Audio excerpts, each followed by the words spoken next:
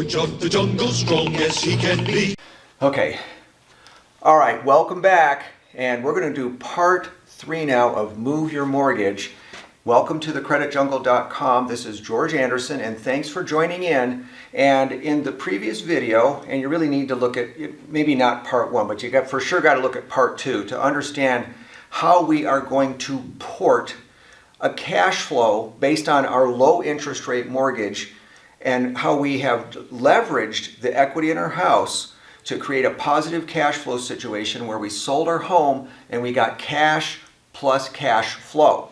So our cash flow that we are taking, so we were the seller here, but now we're going to become the buyer because we want to trade up. We want to be able to sell our home because most of the sellers out there intuitively know, hey, if I have a mortgage at 3%, even though I have all this equity in my home and I'd love to buy a home for $650, the thought of my payment going up $2,000 a month, principal and interest, okay? The previous principal and interest on this house was $1,703, and now we're looking here at $3,703. That's $2,000 a month more. So why would somebody want to only go and get maybe $150,000 more house but get $2,000 a month more in mortgage payment? Sellers intuitively know that the math just doesn't feel right on it. Maybe they can't express it in a formula, but that's what we're going to do here. So this is a great way to be able to help educate people on how you can do a legal, ethical contract for deed transaction that conforms with all of the underwriting guidelines for Fannie Mae, Freddie Mac, FHA, VA, USDA, all of the above.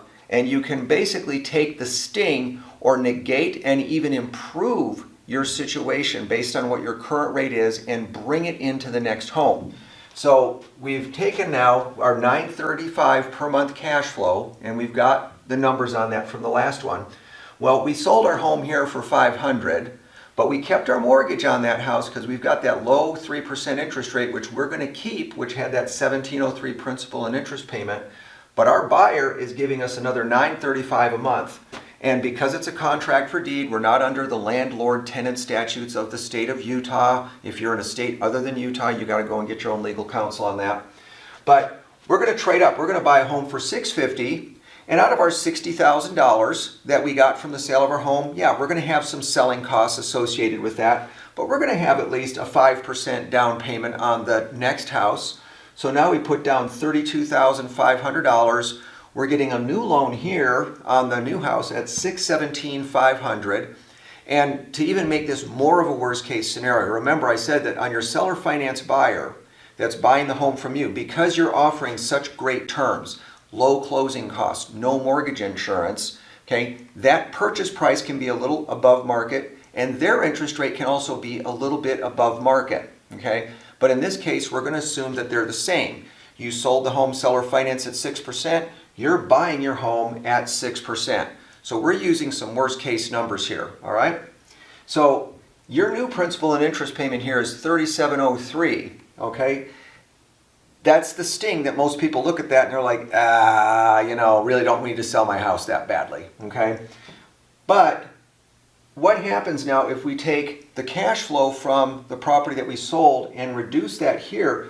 Our real principal and interest payment on this new house now is really only $2,768, okay? And what that means is that if we take this and plug this in as a principal and interest payment, okay, for a loan amount of $617,500 over 30 years, and then we solve for the interest rate, our effective interest rate on our new house is not 6%, but it's 3.49 on this. So this is a great way to be able to leverage things. And just to finish this up, what happens if the interest rates drop a little bit? Let's say if they get back down to, like if they even got to 4.5, I think everybody would want to refinance. It would certainly justify that. Your contract for deed buyer, they refinance. Well, what do you get out of that? Okay, well, after having gotten your 28% rate of return on your equity, now you're going to get the remainder of your equity cash or tax-free. So you got another 40 grand in cash to work with. And maybe you want to refinance this loan too, and you take yours down to 4.5. You can also do a principal reduction, get rid of your mortgage insurance, your value's gone up, your interest rate goes down. I mean, you can be in a really, really good situation on this. But the whole idea of this is that you no longer have to sit there and hope that the rates drop so that you can sell your home. I can assure you there are plenty of buyers out there with 10, 12, 15% down payment that are good buyers, that are willing to make that payment, to make improvements to the home. They're going to have skin in the game. So they don't treat the house with a renter's mentality. And you can use this strategy to trade up in a higher interest rate market and find that more expensive home without having to pay the penalty of losing the 3% that you had on your previous house. So hopefully this makes sense.